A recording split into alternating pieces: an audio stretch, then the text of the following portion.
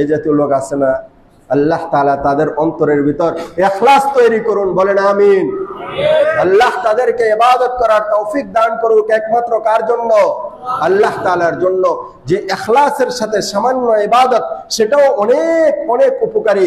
আর ইখলাস বিহীন ওঢেল ইবাদত, ওঢেল দান সদকা, অসংখ্য ইবাদত, সেগুলো আল্লাহর কাছে কোনো ধরনের কি নাই, মূল্য নাই। হাদিসের ভিতরে আছে কিয়ামতের দিন যে সমস্ত মানুষকে সর্বপ্রথম জাহান্নামে নিক্ষেপ করা হবে, তাদের ভিতর একজন হবে শহীদ। একজন হবে কি?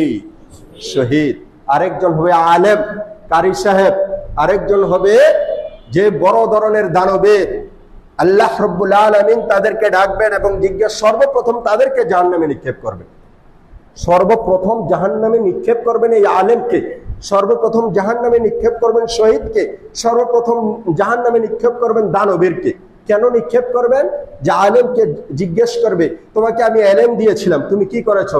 সে বলবে যে আল্লাহ আপনার দিন প্রচারের জন্য, আপনার দিন মানুষের দ্বারে দ্বারে পৌঁছে দেওয়ার জন্য সারাটা জীবন কষ্ট করেছি, মানুষের দ্বারে দ্বারে ইসলামের প্রচার প্রসার করেছি, ওয়াজ নসিহতের মাধ্যমে মানুষকে দাওয়াত দিয়েছি। আল্লাহ বলবেন মিথ্যা কথা, তুমি দাওয়াত দিয়েছো, মানুষ তোমাকে বড় ধরনের বক্তা বলবে, মানুষ তোমাকে বড় ধরনের দায়ী বলবে, মানুষ তোমাকে বড় ধরনের দ্বীনের প্রতি আহ্বানকারী বলবে, এই কারণে তুমি এটা করেছো। আর মানুষ তোমাকে দুনিয়ায় বড় বক্তা বলছে, সুতরাং তোমার যে ইচ্ছা ছিল সেটা তুমি দুনিয়ায় পেয়ে গেছো, আজকে আর আমার কাছে কোনো কিছু নাই, যাও সরাসরি জাহান্নামে চলে যাও।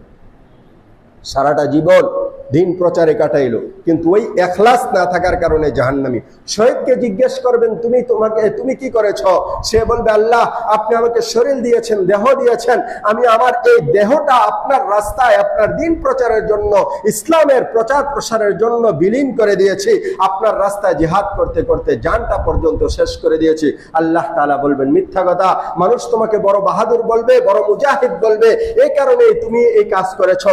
সুতরাং মানুষ তোমাকে দুনিয়ায় বলেছিল যে অমুক বড় মুক্তিযোদ্ধা ছিল, সুতরাং মুক্তিযোদ্ধার লিস্টে তো দুনিয়ায় তোমার নাম ছিল, আর এই মুক্তিযোদ্ধার সার্টিফিকেটের জন্য অনেক কিছু করেছিলে, সুতরাং আজকে দুনিয়ায় যা চেয়েছো সেটা তুমি দুনিয়ায় পেয়ে গেছো, আজকে আর আমার কাছে কিছু নাই, সরাসরি জাহান্নামে যাও। দানবীরকে ডাকা হবে, তুমি কি করেছো? তোমাকে তো অনেক ধন সম্পদ দিয়েছিলাম। সে বলবে আল্লাহ দুনিয়ায় দান করা যায় এমন কোন রাস্তা আমার বাকি নেই যে জায়গায় আমি দান করিনি। অর্থাৎ দান করা যায় এমন প্রত্যেক জায়গায় আমি কি করছি?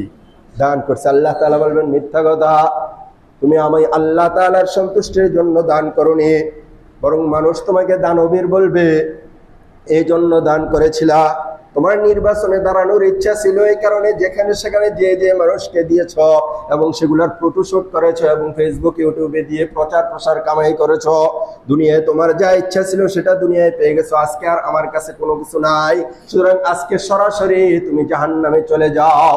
এই কারণে নবী করিম সাল্লাল্লাহু আলাইহি সাল্লাম বলেন ইন্নামাল আমালু বিন্নিয়াত ওয়া ইন্নামা লিইমরিইম মা নাওয়া, মানুষ যা নিয়ত করে সে তাই পাবে, নিয়তের বাইরে কোনো কিছু পাবে না। যদি মানুষকে দেখানোর ইচ্ছা থাকে তাহলে মানুষকে দেখানোর ফায়দা হবে, আল্লাহ তাআলার নিকট কোনো ধরনের সওয়াব হবে না। এই কারণে আল্লাহ তাআলা পবিত্র কোরআনে সূরা মাউনের ভিতর বলেছেন ওয়াইলুল লিল মুসাল্লিন আল্লাযীনা হুম আন সালাতিহিম সাহুন, ওই সমস্ত মুসল্লিদের জন্য ওয়াইল, ধ্বংস এবং ওয়াইল নামক জাহান্নাম, যে সমস্ত মুসল্লিরা নামাজ পড়ে কিন্তু নামাজের ভিতর অমনোযোগী। আল্লাযীনা হুম আন সালাতিহিম সাহুন আল্লাযীনা হুম ইউরাউনা ওয়া ইয়ামনাউনাল মাউন, যারা নামাজ পড়তে চায় না, পড়ে তো আবার মানুষকে দেখানোর জন্য। আল্লাযীনা হুম ইউরাউন, যদি পড়ে সেটা মানুষকে দেখানোর জন্য পড়ে, আল্লাহ তাআলাকে দেখানোর জন্য পড়ে না। নামাজ পড়া সত্ত্বেও তাদের জন্য আল্লাহ তাআলা বলেন ওয়াইলুল লিল মুসাল্লিন, এই জাতীয় মুসল্লিদের জন্য ওয়াইল নামক জাহান্নাম বরাদ্দ করে রাখা হয়েছে। সুতরাং নামাজ পড়ার পরও সে জাহান্নামে যাবে কেন? কারণ তার ইখলাস ঠিক ছিল না, তার অন্তর ঠিক ছিল না।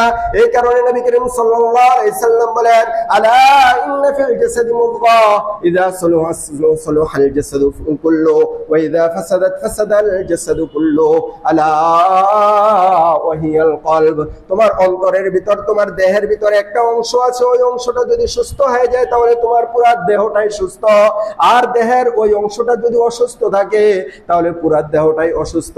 নবীজি বলেন ওয়াহিয়াল কলব, সেই অংশটা হচ্ছে অন্তর। সুতরাং অন্তরের চিকিৎসার জন্য আমার আপনার সকলের চেষ্টা করা উচিত। আল্লাহ রাব্বুল আলামিন নামাজকে যেমন ফরজ